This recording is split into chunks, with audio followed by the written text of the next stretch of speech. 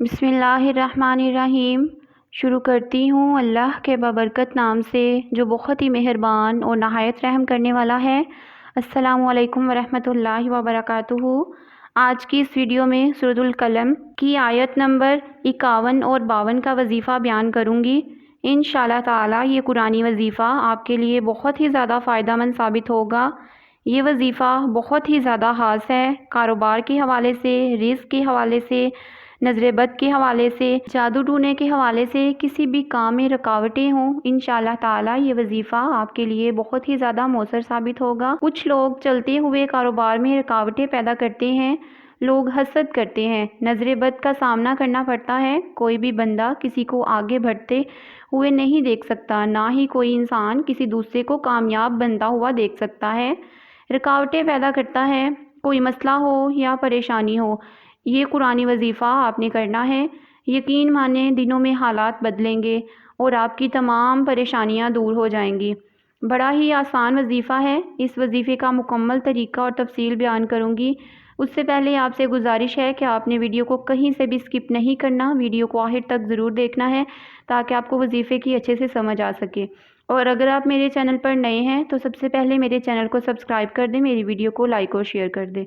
कारोबार में रुकावट हो, रिस्क में बरकत ना हो, घर में बीमारी हो या कोई भी परेशानी हो, नज़र बद का सामना हो, जालिम का सामना हो, हासिद की हसद का सामना हो, रुकावटें बहुत ज़्यादा हों, आप काम करते हो, कामयाबी ना मिलती हो या कोई आपकी कामयाबी को देख नहीं सकता, तो आपने ये अमल करना है।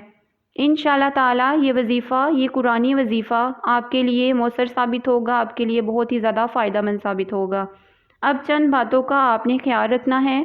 आपने ये वजीफ़ा 121 दिन के लिए पाबंदी से करना है, नागा नहीं करना है। आपने 121 दिन बाकायदगी से इस वजीफ़े को करना है। जो मर्द हैं वो बाकायदगी से इस वजीफ़े को 121 दिन के लिए करें, और जो औरतें हैं, जो ख़वातीन हैं, जब वो नापाकी की हालत में होती हैं तब वो उतने दिन इस वजीफ़े को छोड़ सकती हैं, और जब वो पाक हालत में दोबारा आ जाएं, जब वो दोबारा पाक हालत में हो जाती हैं, पाक साफ़ हो जाती हैं, तो फिर वहीं से वो उसी दिन से ये वजीफ़ा दोबारा शुरू कर सकती है। यानी कि अगर उन्होंने ये 7 या 10 दिन या 15 दिन ये वजीफ़ा पहले किया हो और फिर वो नापाकी की हालत में आ गई हो, वो नापाक हो गई हों, तो तब वो इस वजीफ़े को छोड़ सकती हैं, और फिर जब वो पाक साफ़ हो जाएं तो फिर वहीं से उसी दिन, उस अगले दिन से वो ये वजीफ़ा स्टार्ट कर सकती हैं। यानी कि अगर पहले उन्होंने 10 दिन ये वजीफ़ा किया हो और फिर वो नापाक हो गई हों, और पाक होने के बाद, साफ़ पाक होने के बाद वो ये दोबारा वजीफ़ा जारी करना चाहती हैं,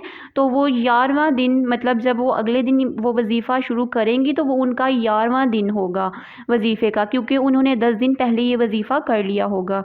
इसी तरह वो इसी रूटीन के साथ 121 दिन पूरे कर सकती हैं, और जो मर्द हैं वो बाकायदगी से इस वजीफ़े को 121 दिन करें। दूसरा ये कि आपने रोज़ाना 300 बार दुरूद शरीफ पढ़ना है।